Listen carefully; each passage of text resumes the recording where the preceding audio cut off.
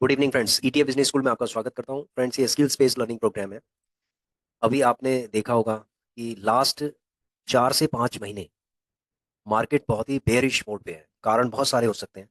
जब भी मार्केट एक लंबे समय तक बेयरिश मोड में होती है तो बहुत सारे कारण होते हैं। कुछ इंटरनल कारण होते हैं, कुछ एक्सटर्नल कारण होते हैं। एक कारण जो होता है वो नहीं होना चाहिए, वो है जो भी आपने एसेट लिया हुआ है उसका फंडामेंटल वीक नहीं होना चाहिए। ठीक है, बाकी सब कुछ हो जाए, लेकिन वो उसका फंडामेंटल वीक नहीं होना चाहिए। चाहे वो ईटीएफ है, चाहे वो स्टॉक है, चाहे वो म्यूचुअल फंड है, चाहे वो कोई भी एसेट है। तो जिस एसेट क्लास में आप इन्वेस्टिंग कर रहे हैं उसका फंडामेंटल स्ट्रांग होना चाहिए। आपको इसके लिए सबसे पहले ये देखिए कि वो स्टार्ट कब हुआ था और उसके बाद उसका चार्ट किस तरीके से मूव कर रहा है। ठीक है, उसकी हिस्ट्री आपको पता होनी चाहिए, उसका ट्रेंड आपको पता होना चाहिए। उसकी क्वार्टरली, अगर स्टॉक है तो उसकी क्वार्टरली रिपोर्ट्स आप देखिए लास्ट 5 ईयर्स की, कि 5 ईयर्स तक उसका क्या परफॉर्मेंस है। अगर ईटीएफ का है तो ईटीएफ वो कब स्टार्ट हुआ था और किस तरीके का उसका ट्रेंड है। ठीक है, ये सारी चीज़ों को आपको एनालिसिस करना है अपने लिए। ठीक है फ्रेंड्स, अपनी लर्निंग को आपको मजबूत जब बनाएंगे तभी आप स्टॉक मार्केट के अंदर सस्टेन कर सकते हैं। स्टॉक मार्केट हम लोगों के लिए सस्टेनेबल कब होती है? जब हम इसके अंदर प्रॉपर तरीके से एक लर्निंग के साथ हम मैदान में उतरते हैं। फ्रेंड्स, ऐसा है कि जो पोर्टफोलियो है वो नेगेटिव भी होता है, पॉजिटिव भी होता है, न्यूट्रल भी रहता है। सारी चीज़ें होती हैं। ठीक है, सब कुछ होगा स्टॉक मार्केट के अंदर। ऐसा नहीं है कि सिर्फ आपका ग्रीन ही रहेगा। लॉन्ग टर्म में ग्रीन रहेगा, लेकिन अगर शॉर्ट टर्म की अगर बात करते हैं लास्ट 6 मंथ्स में, ठीक है, लास्ट 6 मंथ्स में या 1 ईयर के अंदर अगर मार्केट ने रिवर्स मार दिया, यानी बेरिश मोड पे चलेगी, तो आपका पोर्टफोलियो माइनस हो जाएगा। इसमें कोई बहुत बड़ी बात नहीं। तो इस मार्केट को देखने पर बड़ा डर लग रहा है। सभी लोगों को डर लग रहा है कि मार्केट कहाँ तक जाएगी, कुछ नहीं पता चल रहा कि मार्केट, मतलब अभी थोड़ा बहुत ऊपर बढ़ रहा है। ठीक है, कुछ 0.25% मार्केट थोड़ा बहुत ऊपर बढ़ रहा है, तो उम्मीदें जाग रही हैं कि ये ऊपर की तरफ आ सकता है, ऊपर की तरफ आ सकता है। उसके बाद क्या होता है, 1.5 से 2% वो नीचे घुस जाता है। तो मार्केट इसी तरीके से अपना अपनी चाल में चल रहा है। ठीक है, हमें मार्केट के ट्रैप में अभी नहीं फंसना है। मार्केट का ट्रैप क्या होता है कि जब वो थोड़ा सा ग्रीन हो जाता है तो हम क्या करते हैं, उसमें एंट्री करना स्टार्ट कर देते हैं, हम उसमें इन्वेस्टिंग करना स्टार्ट कर देते हैं। ऐसा नहीं करना है। ठीक है, यदि आप ऐसा करते हैं तो क्या होगा, जब आप मार्केट बढ़ते हुए मार्केट में यदि आप इन्वेस्टिंग करते हैं और उसके बाद वो फिर दोबारा से नीचे जब बेरिश मोड में आता है, तो जो आपने फंड्स लगाया है, जो एसआईपी की है, जो फंड आपने लगाया है, वो क्या होगा, और माइनस हो जाएगा।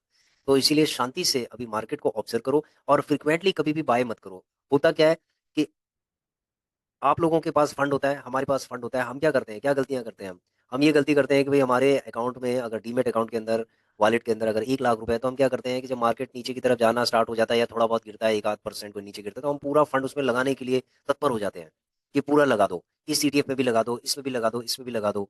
ठीक है, थोड़ा सा आपको इंतजार करना है। देखो, मार्केट को ऑब्जर्व करने के लिए 1 2 दिन, 1 हफ्ते नहीं, अब इस मार्केट को ऑब्जर्व करने के लिए आपको कम से कम 15 15 दिन का अंतराल चाहिए होगा।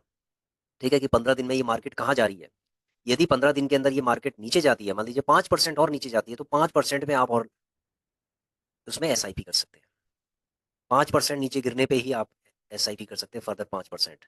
ठीक है, इस तरीके से, क्योंकि ये जो मार्केट है ना, बहुत ही तेजी से, ये इतना तेजी से नीचे गिरी है, तो इसने सबको सरप्राइज कर दिया है। ईटीएफ क्या होता है, ईटीएफ में अगर आप देखेंगे तो ईटीएफ जनरली 3%, 2.5% नीचे गिरने के बाद वो 5% ऊपर आ जाता है। यानी 2 2.5% 3% वो ऊपर आ जाता है। यहाँ पर क्या हुआ है, यहाँ पर 30 30% नीचे ईटीएफ गिर गया है।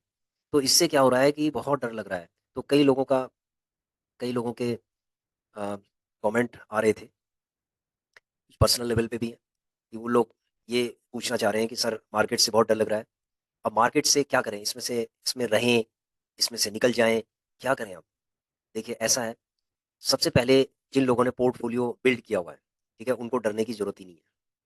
जिन्होंने एक अच्छा खासा पोर्टफोलियो बनाया है, यानी कि 10 11 ईटीएफ में जिन्होंने इन्वेस्टिंग किया हुआ है, तो उनको डरने की जरूरत नहीं है। जो टॉप क्लास के ईटीएफ है, खासकर उनमें कोई दिक्कत नहीं है। ठीक है, उसमें कोई दिक्कत नहीं। ठीक है, जो हमें लगता है, जो हमारा प्रेडिक्शन है।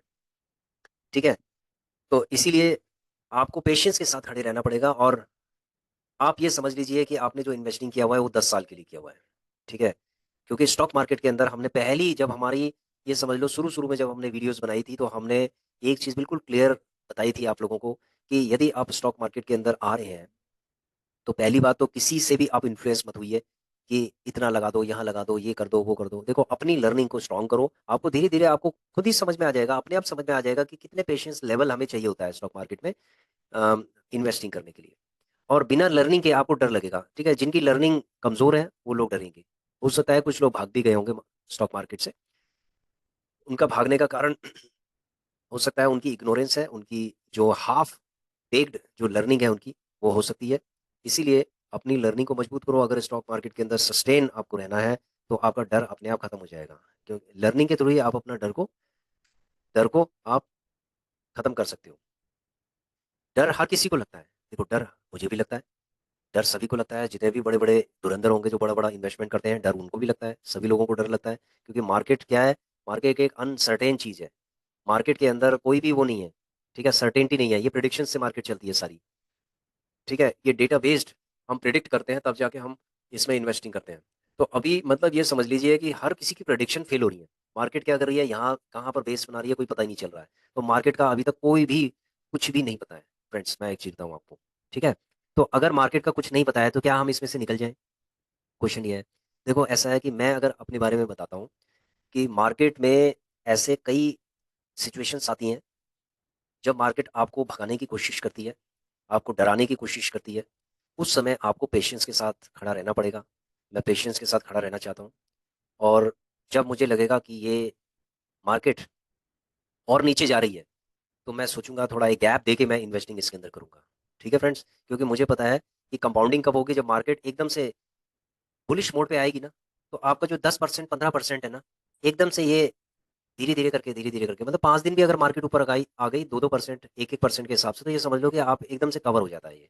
तो मार्केट के अंदर वो डिपेंड करता है कि मार्केट के अंदर अगर बुलिश मोड पे आ जाए मार्केट, तो इसको ग्रीन होने में भी टाइम नहीं लगता है, ठीक है फ्रेंड्स।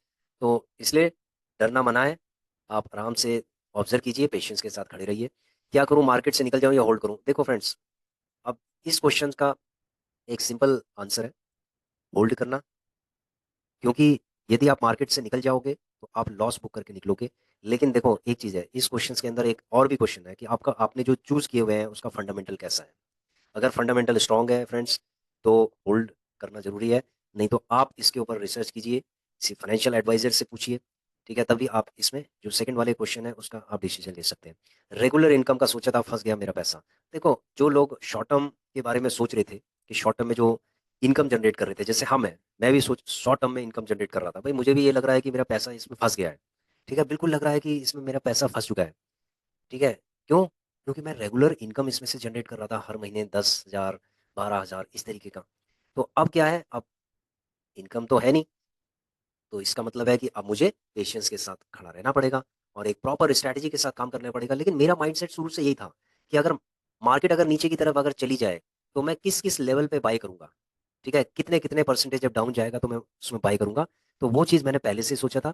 तो इसीलिए मुझे कोई दिक्कत नहीं है अभी, ठीक है। और ये किसी को भी दिक्कत नहीं होनी चाहिए। अगर आपकी लर्निंग अच्छी है तो आपको ये फील नहीं होना चाहिए कि मेरा पैसा फंस गया है, मेरा पैसा डूब जाएगा, ठीक है। यदि आपका फंडामेंटल अच्छा है तो आपका पैसा डूबता नहीं है, ठीक है। इसीलिए हमेशा कहा गया है कि आप जो भी इन्वेस्टिंग करें सोच समझ के करें, लॉन्ग टर्म के लिए इन्वेस्टिंग करें। मतलब 10 साल के लिए अगर सोचा ना आपने, तो आप ये मन में आपके विचार नहीं आएगा, ठीक है। तब मार्केट ऊपर जाएगी आएगी। देखिए फ्रेंड्स, मार्केट का अभी ऊपर आने का कोई भी मुझे नहीं लगता है कि अभी कोई ऐसा प्रिडिक्शन है कि ऊपर आने का, ठीक है। मार्केट अभी ऊपर की तरफ आएगी या नहीं आएगी, मतलब हम ये प्रिडिक्ट करते हैं कि मार्केट अभी ऊपर की तरफ नहीं आ सकती है, ठीक है। ऐसा मतलब हम ऐसा प्रिडिक्ट कर रहे हैं। बाकी मार्केट कहाँ से कब रिवर्स कर जाए वो पता नहीं है अभी, कि कहाँ से क्या रिवर्स कर जाए, ठीक है फ्रेंड्स। तो अगर मैं आपको चार्ट के थ्रू समझाऊं तो कि अभी कितना डाउनफॉल है वो हम चलते हैं इस पे। देखो सबसे पहले हम चलते हैं जो हमने एनालिसिस किया था। ये देखो, ये एनालिसिस की एक शीट थी। इसके अंदर हमने एनालिसिस किया था कि यदि आप एसआईपी करते हैं लास्ट 15 साल में तो आपका फंड कितना कितना हो जाएगा। इससे पहले मैंने एक वीडियो पहले वीडियो बनाई हुई है एनालिसिस की, तो आप उनको भी देख लीजिए। अभी हम ये देखते हैं कि ये जो 11 ईटीएफ है ना, इसमें कितना डाउनफॉल है, ठीक है। तो डाउनफॉल चेक करते हैं। जैसे मॉन 100 है, एक बहुत ही स्ट्रॉन्ग ईटीएफ है, ये इंटरनेशनल ईटीएफ है। तो इसका देखते हैं हम, मॉन 100 का, MON, मॉन 100 ईटीएफ।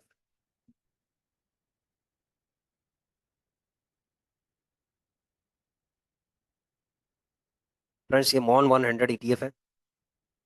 अगर आप इसको देखेंगे पीक से और ये नीचे तक कितना गिरा है, ठीक है। इसको अगर देखा जाए तो अगर मैं यहाँ से देखूँ ये अभी तक कितना गिरा हुआ है, सिर्फ 7% गिरा हुआ है ये, ठीक है। 7.43%। इसको आप चेक करने के लिए कैसे चेक करेंगे, ये भी मैं आपको बता देता हूँ। यदि आप ट्रेडिंग व्यू के अंदर जाएंगे, ठीक है, ट्रेडिंग व्यू के अंदर जब आप जाएंगे तो ट्रेडिंग व्यू के अंदर आप जब ऊपर यहाँ पर आता है एक सिंबल सर्च, यहाँ पर एक सर्च का ऑप्शन आता है, वहां पर आप जो भी ईटीएफ होगा वो आप डालेंगे। और डालने के बाद ये देखिए मैं निफ्टी, जैसे निफ्टी का डालता हूँ, निफ्टी 20। ठीक है, ये आप लोगों को भी आना चाहिए कि किस तरीके से हम जाने कि ये कितना डाउनफॉल है इसका। ठीक है, जस्ट सेकंड में पता चल जाता है। ये देखो ये स्केल है, स्केल को आप क्लिक कीजिए, यहाँ पर लेफ्ट साइड में एक स्केल नजर आ रहा होगा मेजर। आप जहां पर जो इसका पीक है, ठीक है, उस पर आप क्लिक कर दीजिए। ये क्लिक कर दिया हमने, उसके बाद जहां पर ये जहां तक है ये नीचे आप इसको ले जाएंगे तो 13.08, मतलब 13% ये नीचे गिर चुका है भाई। निफ्टी 20 अप्रोक्सीमेटली 13% नीचे गिर चुका है। ये बहुत तगड़ा, ये समझ लो एक रिकॉर्ड बना दिया इसने, निफ्टी 20 ने। ये बिल्कुल बॉटम की तरफ जा रहा है, तो इसका बॉटम अगर देखा जाए ना तो यहाँ पर इसका बॉटम है सर। फ्रेंड्स ये 240 इसका बॉटम है, अगर 16 रुपये और नीचे आ सकता है ये, अगर मैं बॉटम की बात करूं। तो यहाँ पर अगर मैं लिखता हूँ, ये देखिए डाउनफॉल कितना है और इसका बॉटम कितना होगा। और हम बॉटम भी देख लेते हैं ना। ये है निफ्टी 20 यहाँ पर निफ्टी 20 है, इसका 240 बॉटम है जी। उसके बाद ये लगभग कितना परसेंटेज डाउनफॉल है, 17% अभी तक डाउनफॉल चल रहा है ये। अगर डाउनफॉल इन परसेंटेज कैलकुलेट करेंगे हम, तो निफ्टी 20 का आपको पता चल गया होगा। उसके बाद हम मॉन 100 का भी कर लेते हैं एक बार। मॉन 100 का, MON 100 ETF,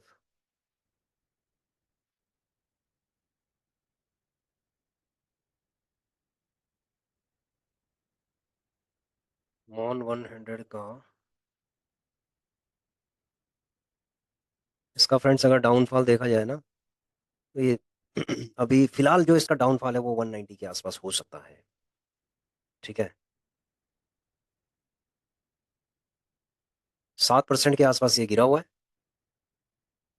7% के आसपास गिरा हुआ है, और इसका जो डाउनफॉल हो सकता है वो हो सकता है 190 बस। ठीक है, वैसे इसका बहुत मुश्किल है क्योंकि इंटरनेशनल ईटीएफ है, बहुत बड़ी बड़ी कंपनियां हैं इसके अंदर, और ये डाउनफॉल होने नहीं देंगे। उसके बाद आगे डिवॉबीज का भी देख लेते हैं। डिवॉबीज डिवॉबीज ETF, ये देखिए फ्रेंड्स बड़ी बुरी हालत है जी।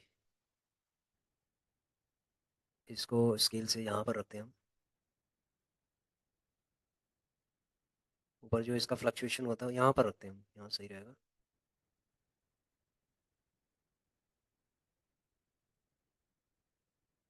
ये हो गया, कितना परसेंटेज है, 19%, यानी कि 20% नीचे गिर चुका है फ्रेंड्स।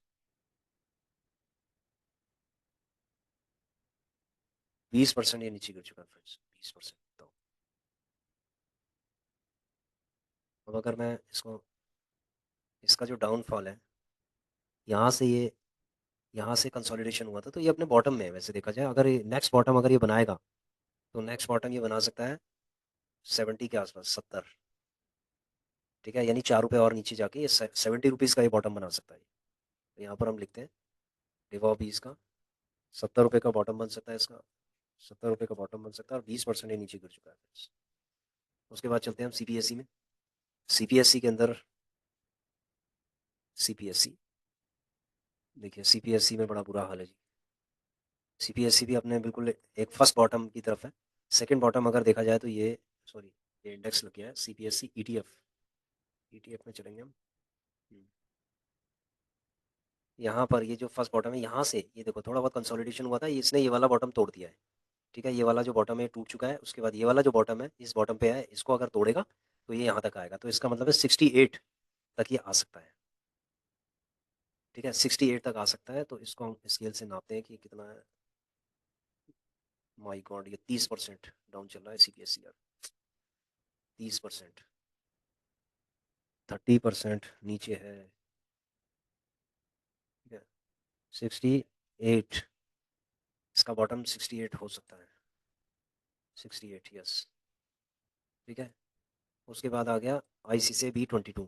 इसमें चलते हैं ICICI B22 में, ये सारे टॉप क्लास के थे जिन्होंने बहुत तगड़ा रिटर्न दिया था।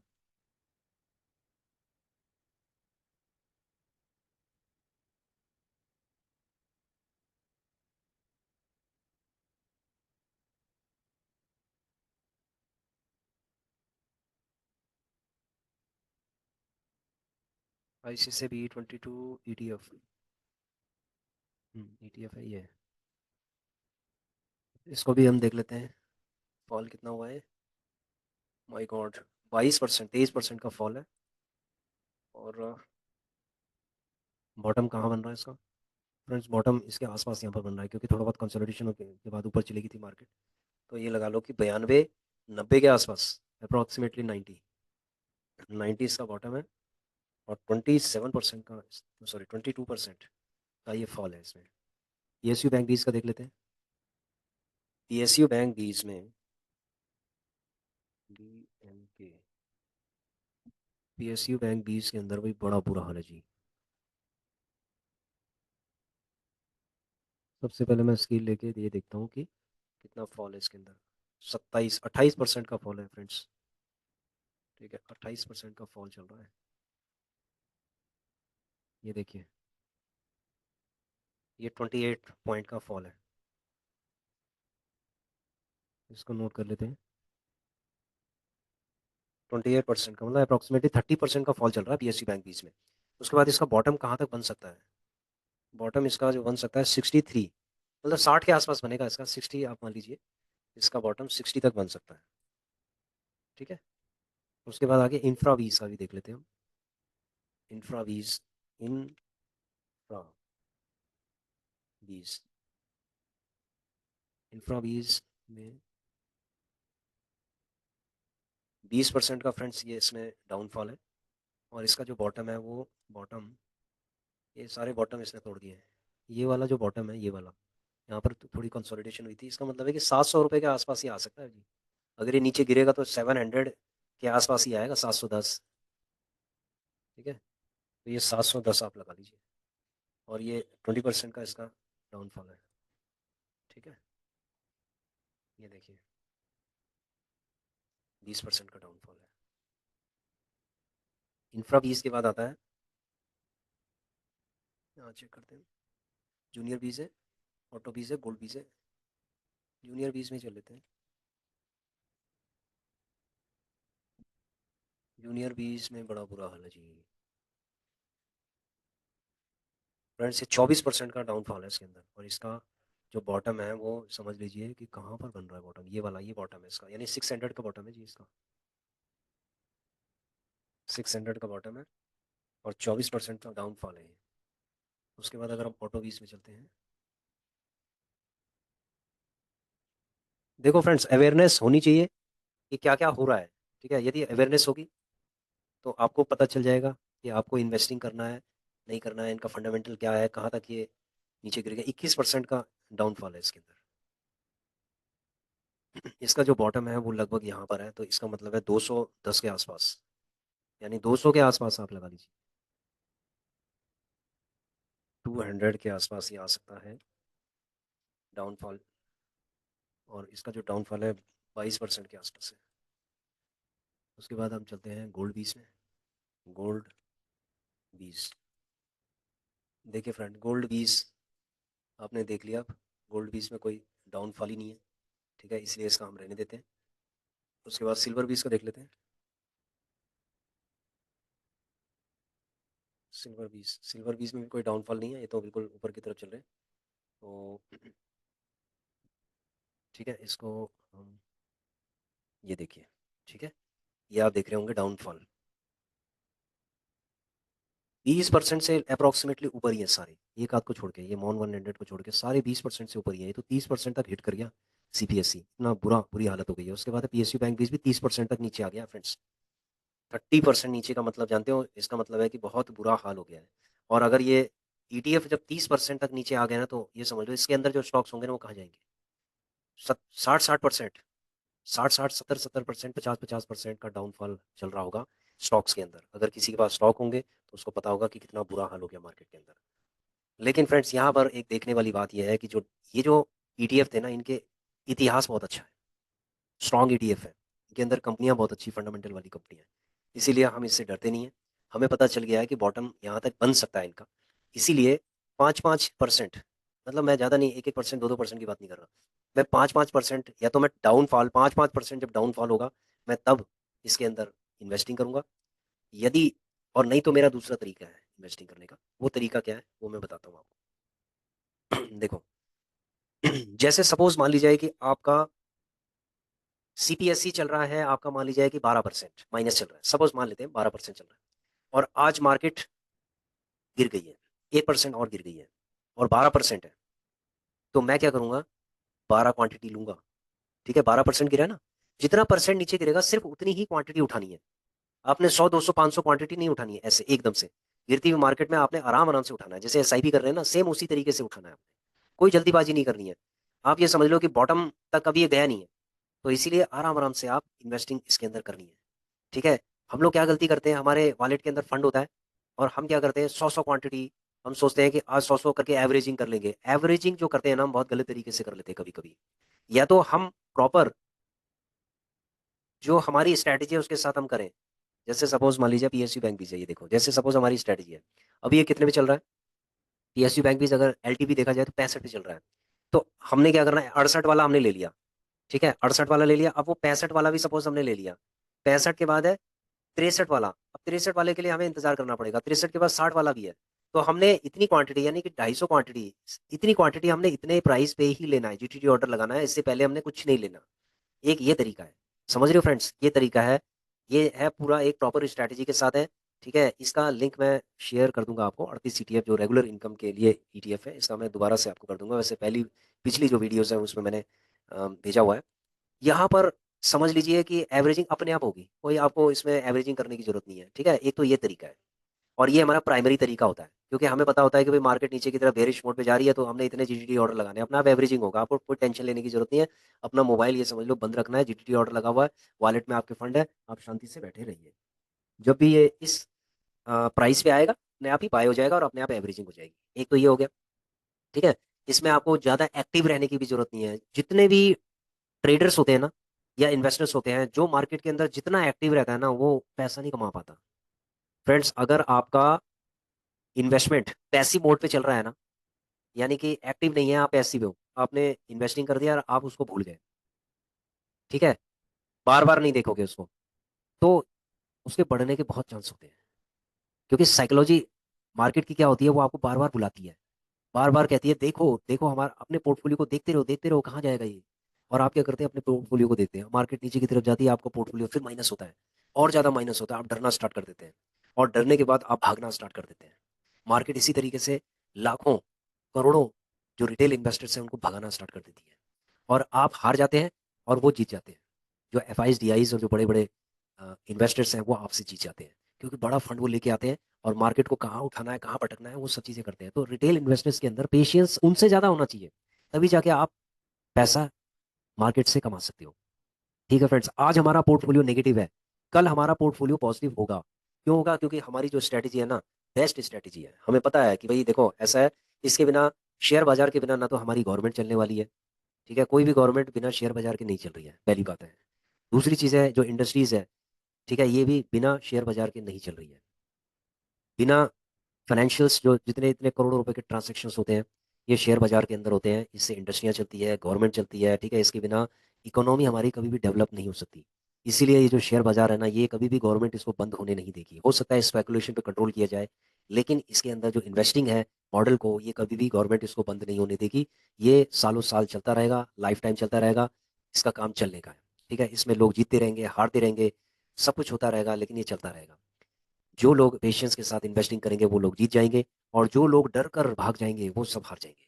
ठीक है, तो फ्रेंड्स, अगर आपको स्टॉक मार्केट के अंदर लॉन्ग टर्म में रहना है, तो ही मार्केट आपको पैसा देगी, और शॉर्ट टर्म वालों को पैसा नहीं देगी।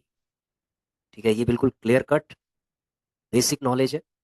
इस नॉलेज को आप बांध लीजिए और उसको हमेशा याद रखिए।